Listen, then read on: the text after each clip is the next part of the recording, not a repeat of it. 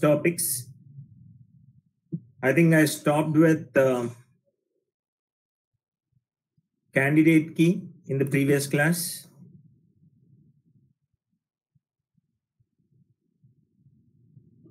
I hope everyone is able to see the PPT shared with you, Amma.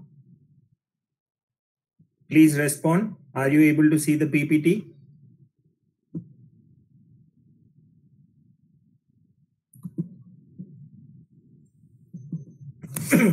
Okay.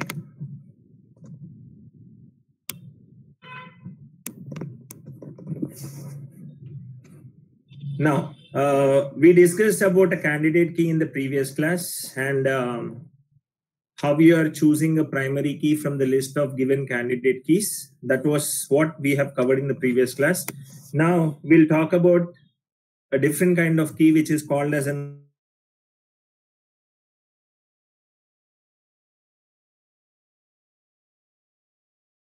say it is an attribute or group of attributes in a table that identifies each tuple of that particular table.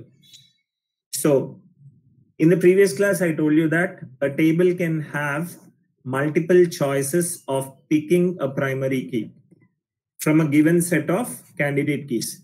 So if at all I say, I assume that there are n number of candidate keys in a given relation, I can choose one which mostly suits the properties of becoming a primary key. So from the given set of candidate keys, I am trying to choose one of the key as a primary key. And all the other keys which are left out after forming a primary key is called as an alternate key. So if at all I say I have key 1, key 2, key 3 as the set of candidate keys, and I'm choosing key 2 to be the primary key, then key 1 and key 3 are called as alternate keys. Key 1 and key 2 are called as alternate keys. Going with the next kind of key, Amma, it is called as a composite key. It is a composite key, a key that has more than one attributes. A key which is made up of more than one attribute, which uniquely identifies each tuple of a given relation. A key that has more than one attribute, which uniquely identifies tuples of a given relationship is known as a composite key. It is also termed as a compound key. Usually we go with the composite key.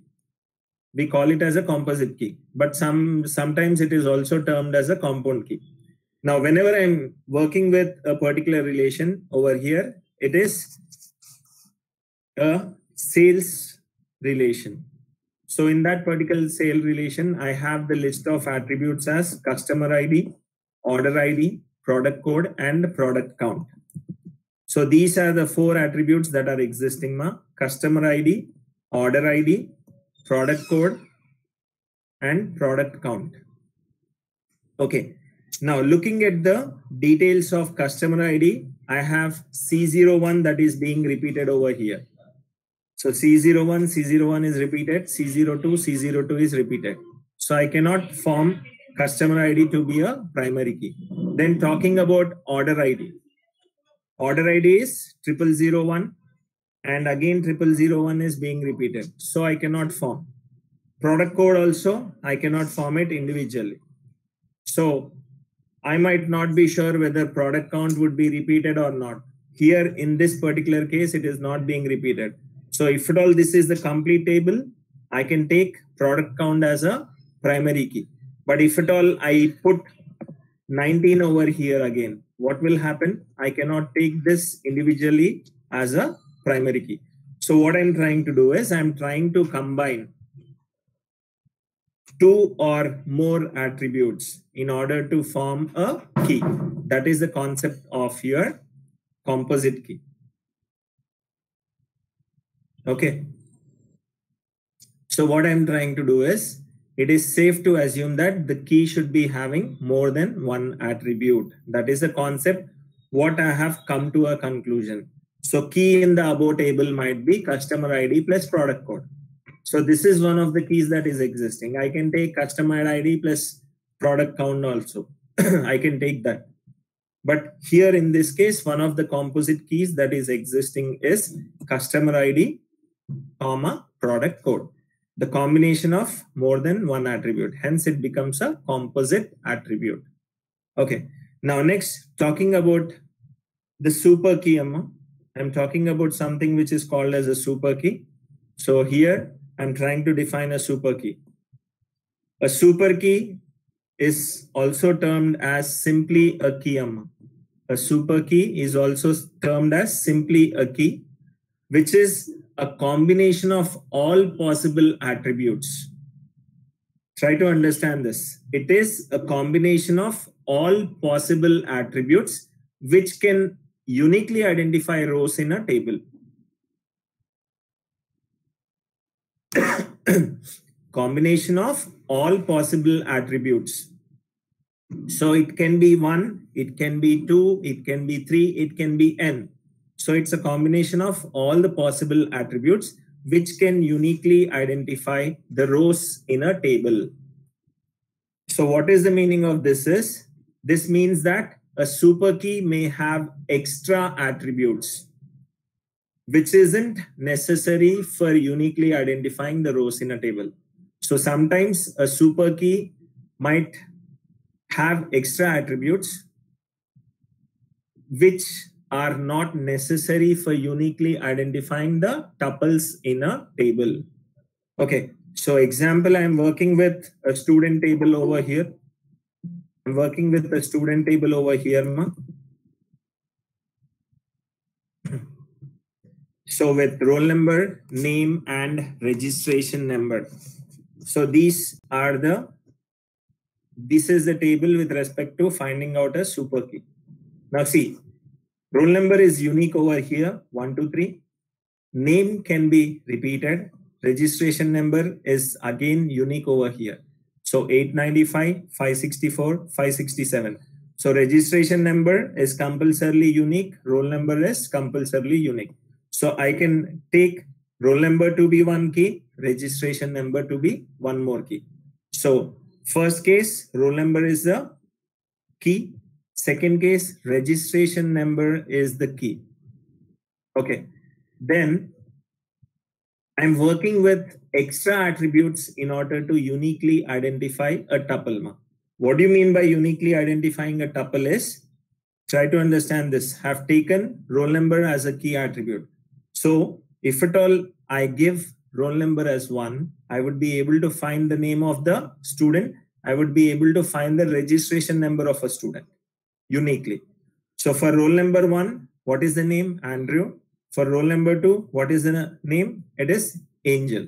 So instead of Angel, if at all I write again Andrew, what will happen? I might not be able to uniquely identify the tuples in a particular relationship. That is the reason I'm not taking name as the key attribute. Now, roll number plus registration number can also uniquely identify. Roll number plus registration number. So what is the name of the student with roll number 1 and registration 895 is Andrew. So the only left out attribute is Andrew. So I can easily find out the name of the student given the roll number and registration number. So I'm taking that also as a key. Now what is the next one? Roll number plus name. Roll number plus name. Also, what is the registration number of roll number 1 whose name is Andrew? I can easily get. What is the registration number of the student whose roll number is 2 and name is Andrew also? I can easily get it. So roll number plus name is also uniquely identifying each tuples. So you have to look for these kind of attributes which can uniquely identify the tuples in a relationship, which is termed as a super key. Now, from this particular list of attributes, which is nothing but set of keys, which is called as a super key, I'm going to find out a candidate key. So what is a candidate key? All of you know. The minimal set of attributes which can uniquely identify a tuple in a relationship. So I can go with roll number and registration number as the minimal set of attributes over here. Because here roll number can uniquely identify, here registration number can uniquely identify, here roll number can uniquely identify the set of tuples. So I can take 1 and 2 to be the candidate keys, and from the candidate keys, I'm trying to find out the primary key. So primary key is part of a candidate key. Candidate key is part of a super key. That is what you have to understand now. So this is the way you're going to find out the super key. Now, it would be easy for us to find out the super keys if at all you are going to work with the concept of functional dependencies. If at all you are able to work with the concept of functional dependencies, or you are given with a set of functional dependencies, then you can easily work with the concept of super keys. That we'll be learning in the chapters to come. What is a functional dependency?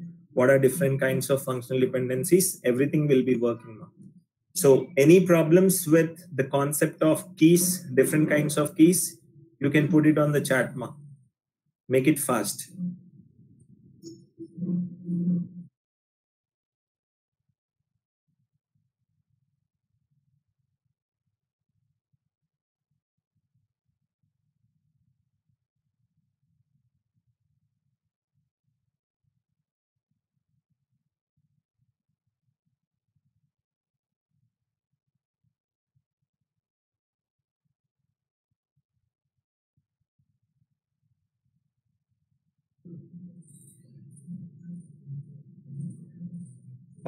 Difference between super key and alternate key. Amma, alternate key is part of a candidate key, right?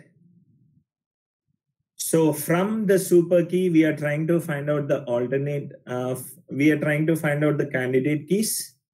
And once you choose a primary key from the candidate keys, the left out keys, which is nothing but a subset of a super key, would be termed as an alternate key. So I can indirectly say that alternate key is also part of a super key after finding the primary key from given list of candidate keys. Is that okay? 7N and 7D.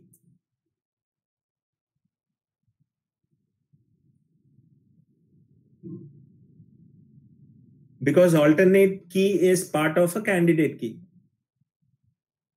Super key is the list of all the attributes. It can be 1, it can be 2, it can be n, which is necessary for uniquely identifying a tuple of a given relation, which is necessary for uniquely identifying a tuple. All possible attributes. You can take every attribute which uniquely identifies. So if at all there are 3 attributes, you feel that one attribute is not satisfying the condition, you go with 2. If at all 2 are not satisfying, you go with 3. So it's not necessary that I should have these many number of super keys. It's not necessary that I should have these many number of super keys. So if at all in the above example, I'll go with the same example. If at all roll number, I put it as 111. Will roll number act as a key attribute? No. So I need to remove this. So 1 would be reduced. Since if at all I say roll number 1, the name is Andrew. Roll number 1, the name is Angel. Roll number 1, the name is Augusto. So roll number cannot alone identify the given set of tuples. So it cannot be taken as a super key. Is that okay? 72?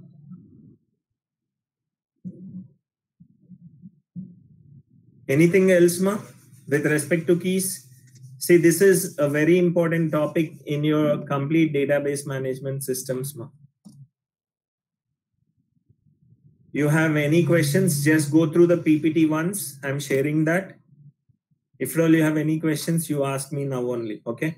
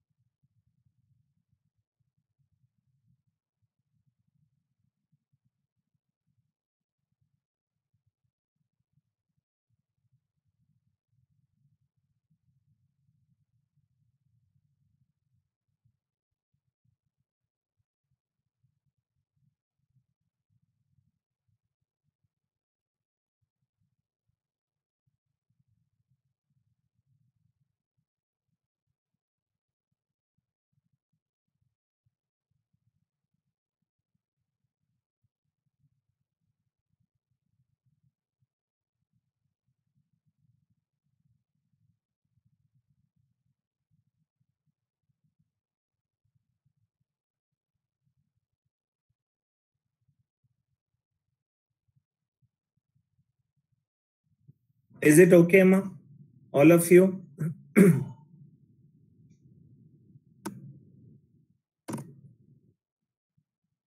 Please respond. Is it okay? The different kinds of keys.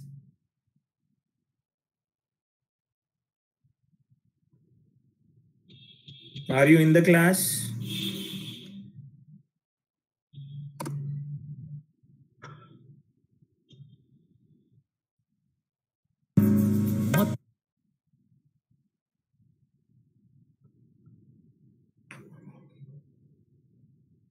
What about others?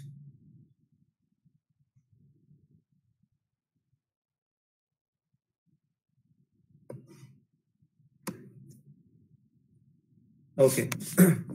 Now, going to the next topic, ma. The most important and hopefully the most interesting concept would be querying your relational data.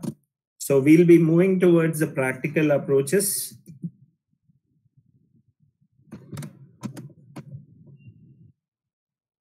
So which is nothing but querying relational data.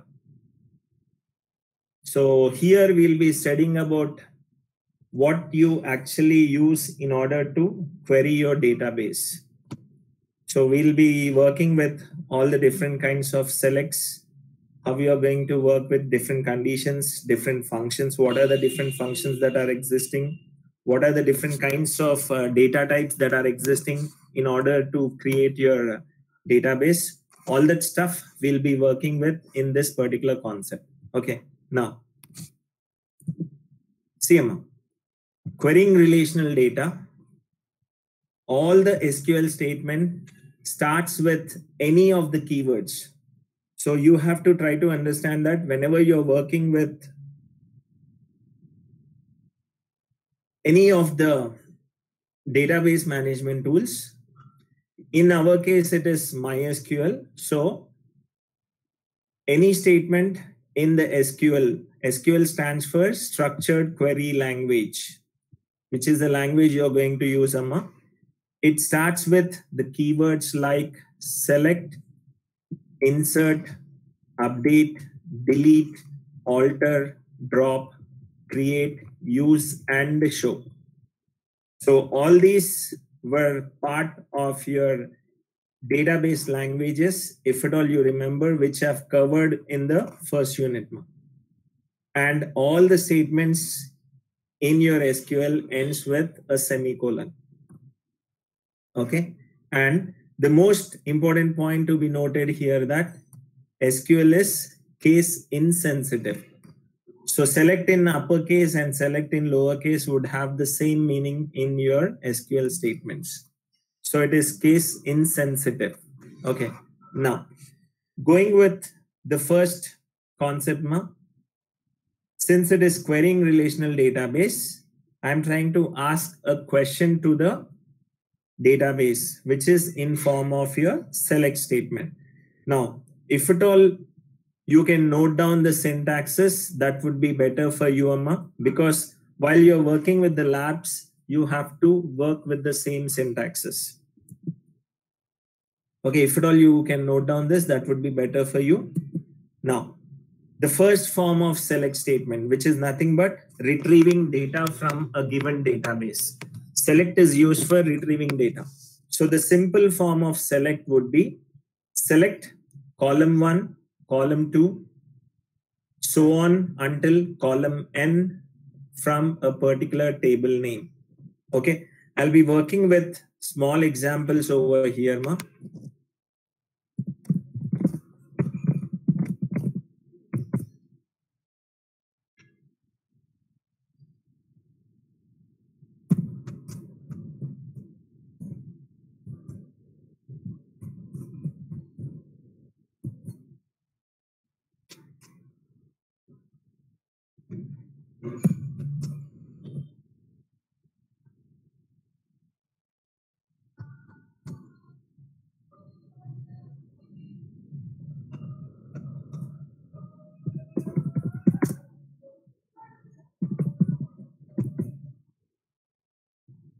Okay. I'm working with a student table which has 3 columns, roll number, subject 1 and subject 2 as its attributes. Now see, simple select statements is I'm going to work with displaying either a particular column or all the columns. Okay, that would be like select roll from stud. So this is working with whenever a user is interested in one of the columns. Now, if at all I'm interested in one more column, I can put a comma and specify the column name. If at all I'm interested in one more, I can also do this S2. Or instead of giving individual name, whenever you are interested in the whole data, you can go with select star from student. So both the things mean the same for you. Okay. Now, the second way of representing SQL select statement is using the distinct clause. So if at all you are interested in getting only the distinct values from a particular column of a table, then you can go with the keyword distinct. So select distinct of column name from table name. Select distinct of column name from table name. Now look at this particular attribute S2, Amma. There are 2 marks which are repeated for roll number 111 and 222. So which is nothing but 33. But what is the distinct marks I'm getting is 33, 66, 46. So if at all I want to get only the distinct values, I'll use select distinct of S2 from student. So see, I'm only getting 3 values over here, but I should actually get 4 values. If at all I'm removing distinct, what would be the output? You try to understand. I'm getting 4 rows in set, here 3 rows in set, because I'm working with the concept of distinct with respect to the select statement. Select distinct of S2 from student. Okay. Now the third one, SQL using where clause. Okay. Select column 1, column 2, column n from table name, where condition. So if at all you want to mention any condition, with respect to a select statement, you're going to work with where condition. So here I'll work with that. Select roll from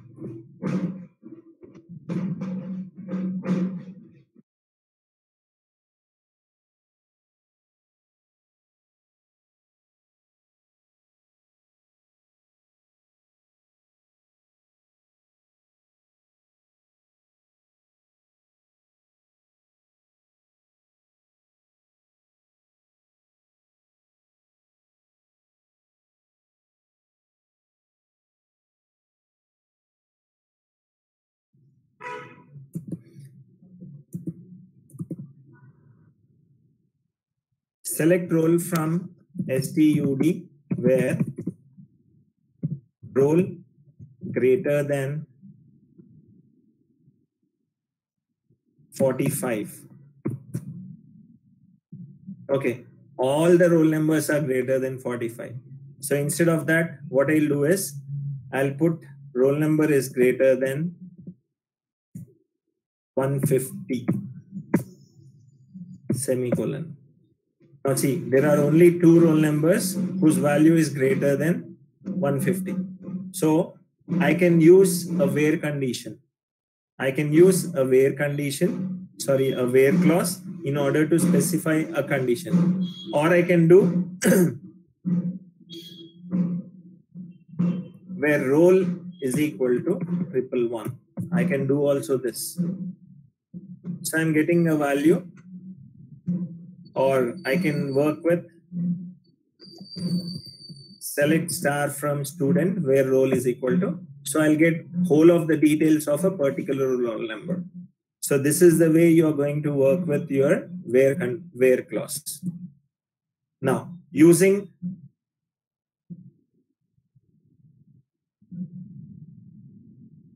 logical operators, and or not. You can use and or not.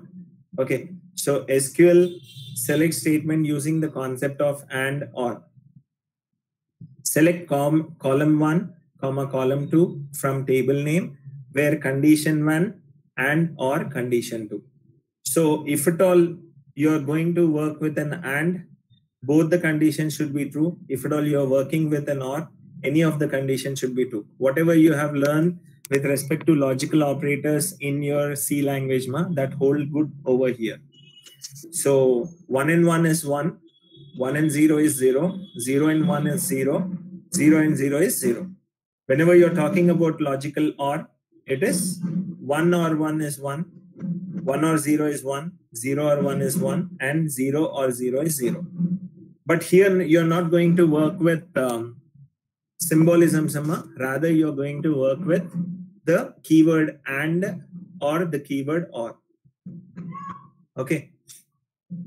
Now, whenever you want to work with, 1 second.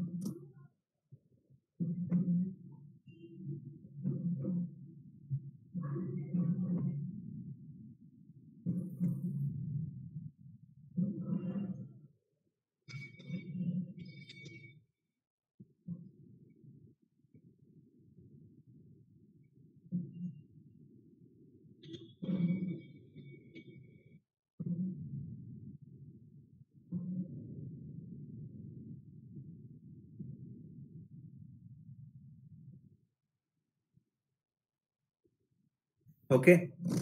Now I'll work with and or. Now see.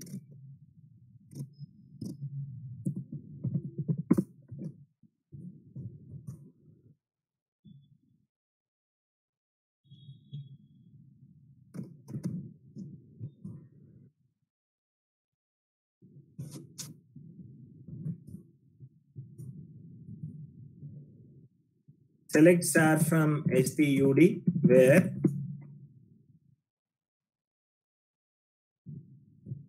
roll greater than 150 and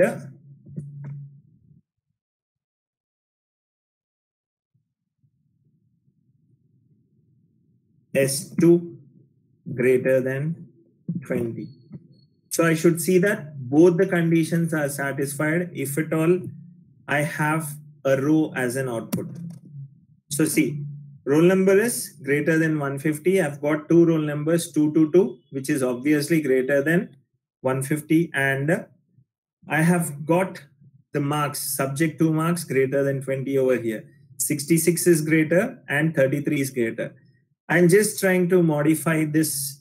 See, S2, I told S2 should be greater than 20. Even 33 is greater. 33 is greater over here than 20. But the roll number where the marks are 33 is 111, which is less than 150. That is the reason it is not coming. Instead of that, if at all I modify that to or, what will happen? Just see, everything would be displayed out. All the 4 columns. Because any of the one conditions is true. Any of the one condition is true. Hence, or will work fine. But whenever you're talking about and, it will not work fine because it is a compulsory condition. Okay, this is one more type of your select statement. Now working with SQL in class. So select with in. So if at all you want to look for set operations, if at all you want to work with set operations, then you're going to work with the concept of in. Okay. So how would I do that is select start from STUD where S2 in 33, 66. So the value of S2 should be present in the set of values which are given in the in keyword. Okay. So it is called as a set operator, and I can negate this using the concept of not in. So I'll get the values apart from what are given in the set, which is nothing but 46 in this case. So three values are with respect to 33, 66, 33, which is got in the first, wherein I've used the in statement, and the last one is not in. So these are the two forms wherein I can work with the set operators, which is nothing but your in operator. Okay. Now, there's something called as between ma. If at all you want to give specific range, whenever you are interested in giving specific range in order to retrieve data, then you can say you can work with between. So between 1 and 10. It can be like select star from student where S2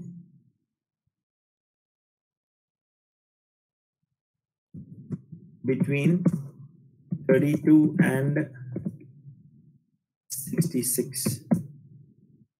Okay, so everything is in between 32 and 66. It takes the last values also. It will take 32 and it will take 66. That is the reason you are getting the result for 66 also. So this is about your between clause. Ma, are you able to understand, or I am going a bit fast, ma? Yes? Is it a bit fast, or are you able to understand? Sure. All the others, ma?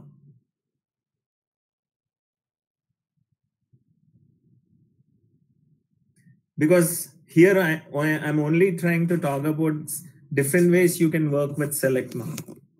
Okay. Now, going with count, ma. So whenever you are interested in finding out the count of a particular column, whenever you are interested in particular count of a particular column, then you use the count function. So you can work with the syntax as select count of column name, or you can directly put count of star. So I can do it this way. Select count of star from student. Sorry.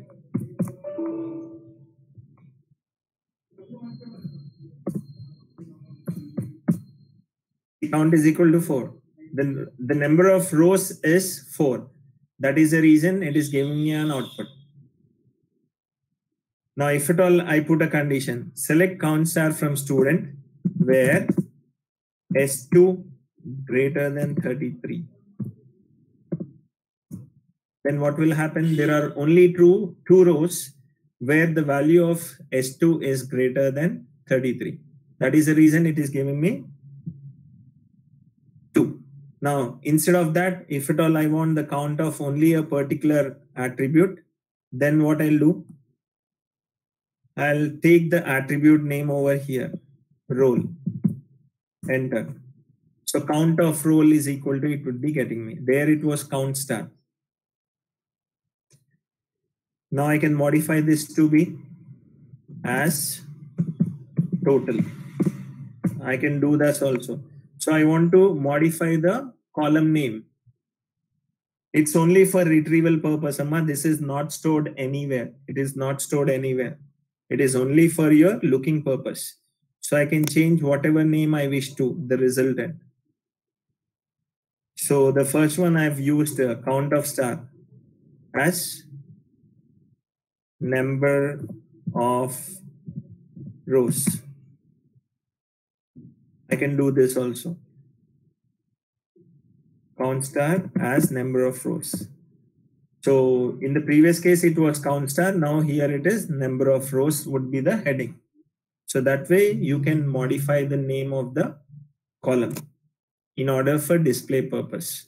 So this is about different kinds of different ways you can work with the select statement. You can combine any of the selects in order to get the required query. You can combine between with where, You can combine count with between, all that stuff you can do over here.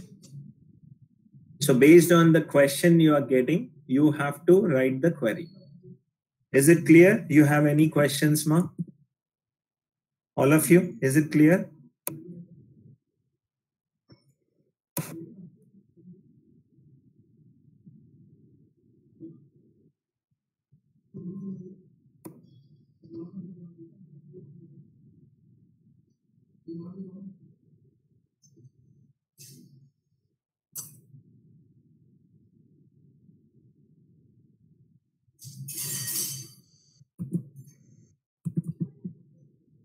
Now, next one is your create statement, Ma. Each one of you knows how to create a table. Okay. But again, I'm giving the syntax. Those who did not come, please take it down, Ma. So create is the keyword. Table is what you're going to create. Table name is name of the table that you're going to create, Ma. And then you're working with column 1 followed by data type, comma, column 2 followed by data type, column 3 followed by data type, so on. Any number of columns you can put. Maximum is 255, I think. Then if at all you want to work with a primary key for a particular table name, you can write primary space key within brackets, a single attribute or a set of attributes you want to work with. So this is the way you're going to create a table. Again, I'm creating a table for you with a primary key. Those who did not attend can have a look now. Create table.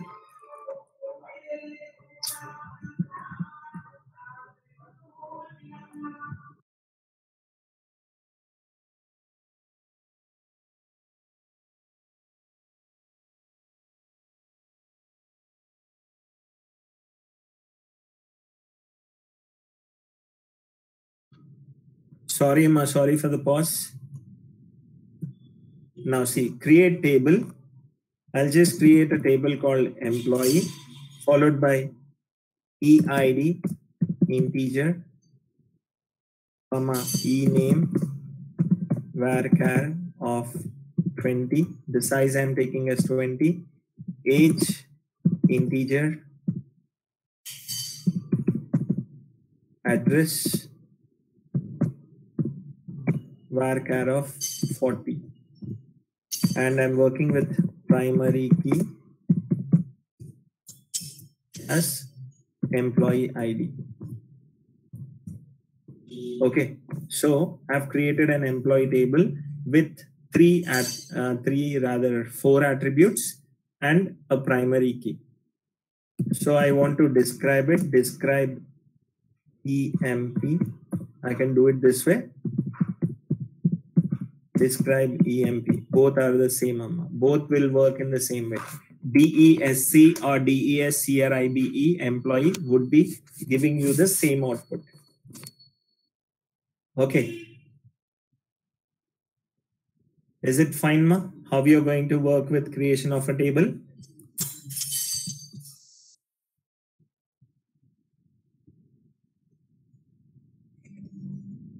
Now, whenever you want to drop a table, you're using the keyword called drop. Whenever you want to describe a table, I told you you are going to use DESC table name. Already I've executed. Now, whenever you want to truncate a table, you know what is the difference between truncate and drop. I've already told you. Truncate table, table name. And this is what we will work on explicitly, Amma, alter statement. So as of now, you just try to understand the syntax. Alter table, table name, add, drop, or modify a particular column name. So if at all you want to add one more column to the existing relation, you use the keyword add over there in alter. If at all you want to drop an existing column or remove an existing column, you work with something called as drop. And if at all you want to modify an existing column or update an existing column with respect to its data type or whatever, you are going to work with something which is called as modify.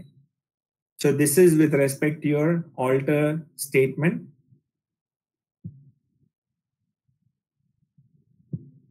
And you can even rename your table.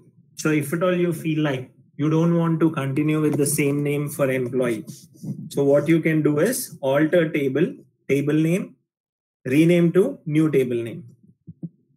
So what you can do over here is alter table. What you're going to alter is a table, EMP, alter table EMP, rename, alter table EMP, rename to EMP1. So now query okay, 0 rows affected. Now, if at all I work with describe EMP, it gives me an error. So table c.emp does not exist. Why? Because I have modified the name of the EMP table to EMP1. Now, instead of that, if at all I put EMP1, I'll be getting the same details as the previous case, which is over here. This particular thing is similar to this particular thing. Even though you have data also, you can modify that. Now, the most important concept, SQL data types. So before I actually start with SQL data types, go through the select statement for 2 minutes. Go through the select statements for 2 minutes. And if at all you have any questions, you can ask me.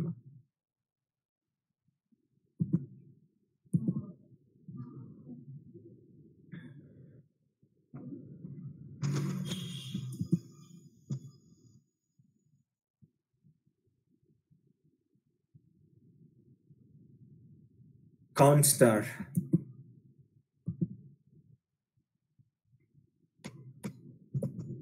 Select count of star from STUD. So it blindly gives you the number of rows that are existing in a table. Count of star from a student.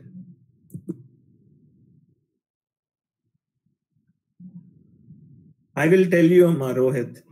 Alter with everything, I'll let you know. Presently, we are only working with how we are using the select statement. I'll tell you with syntax and examples, I'll tell you how to use alter. How you're going to add a column, how you're going to delete a column, everything I'll let you know. Rohit, is that okay?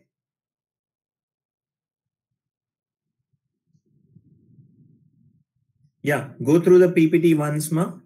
You have any questions, you can put it on the chat so that I can look into it and answer.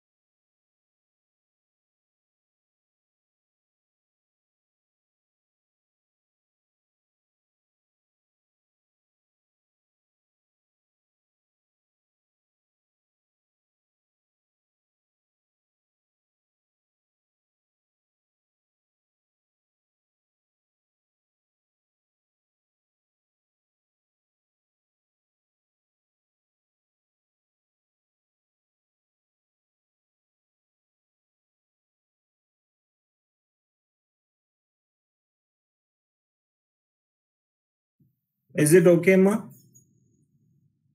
Any problems? All of you? Different ways in which you can work with select statement.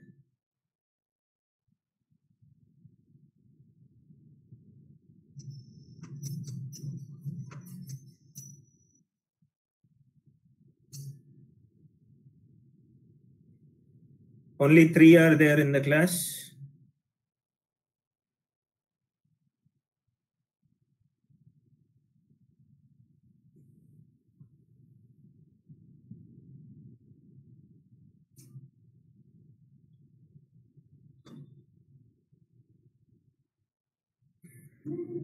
Okay.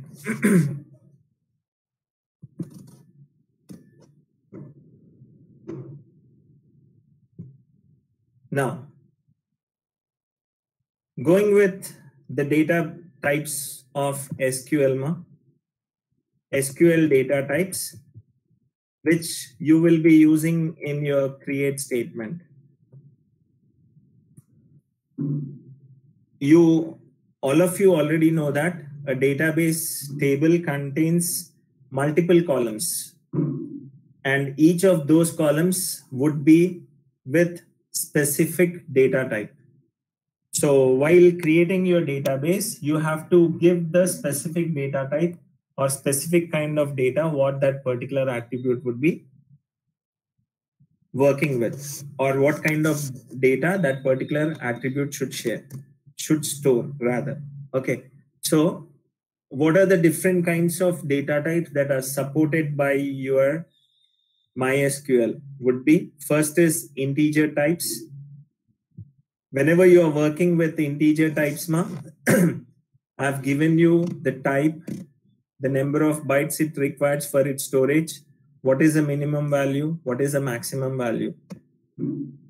So whenever you're working with integer type of data, you can work with tiny int, small int, medium int, normal integer, and big int. So usually we work with the concept of integer. So most of the times I've used only integer for creating the databases.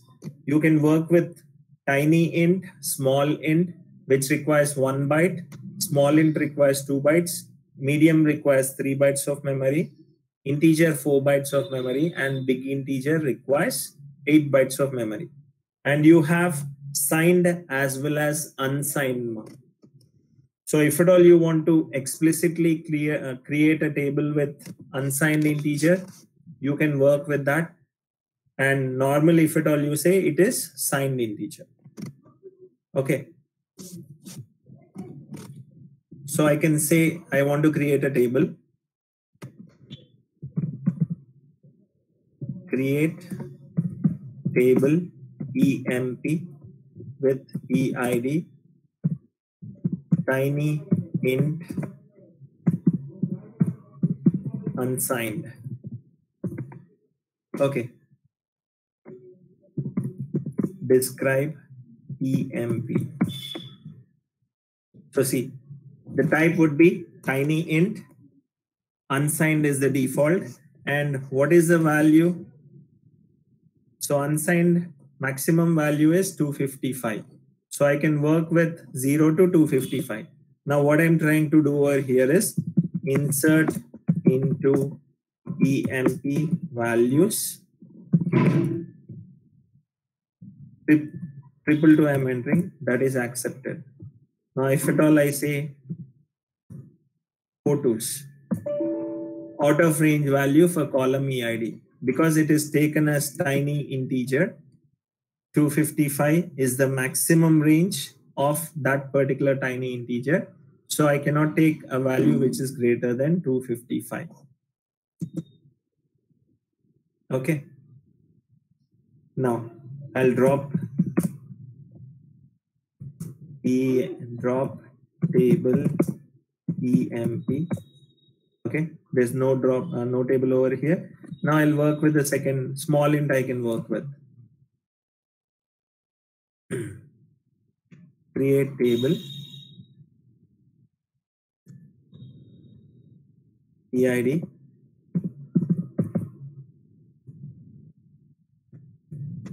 small int. So query is okay. Now this is signed integer. So the maximum value I can enter is 32,767. So I'll say insert into table values.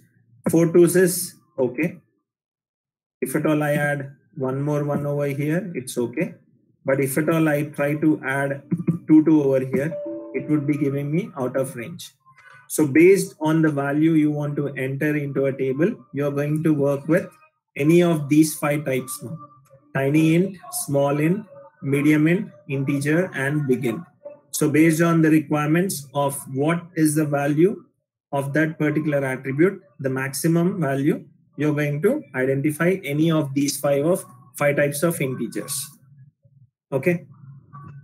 Next, you have floating point types now, wherein you're going to work with float and double.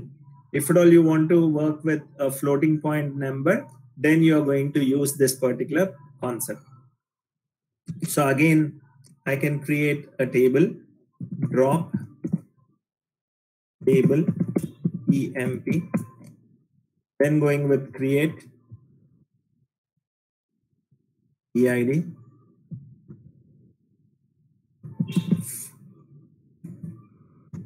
float of 5,3 created. So I can enter a value.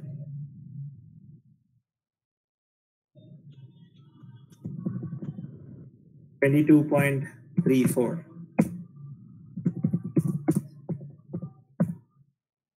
Select star from EMP. So the total length is 5 and decimal would be from the third place. Okay. So that way you're going to work with float or double. So whenever you want to represent real numbers or floating point numbers, you have got to work with float or double. And then you have the concept of string types, which I'll be covering in the next class. So today you'll work with activities right now. First, I'll put the quiz and then I'll start the activity. You have any questions, until what I've covered today? Any questions in today's class? Yes, respond.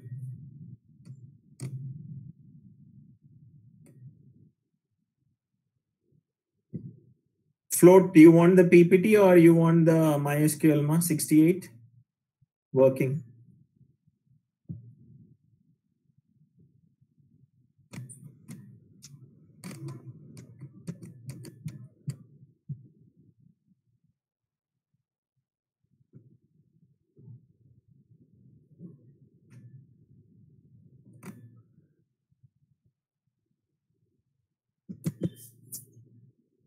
Is that okay? 68?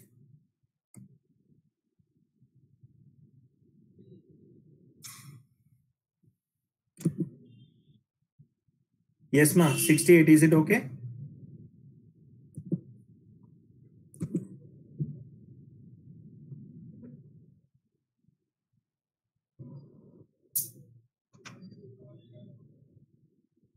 Here values can be stored up to m digits, where D represent the decimal point. Okay.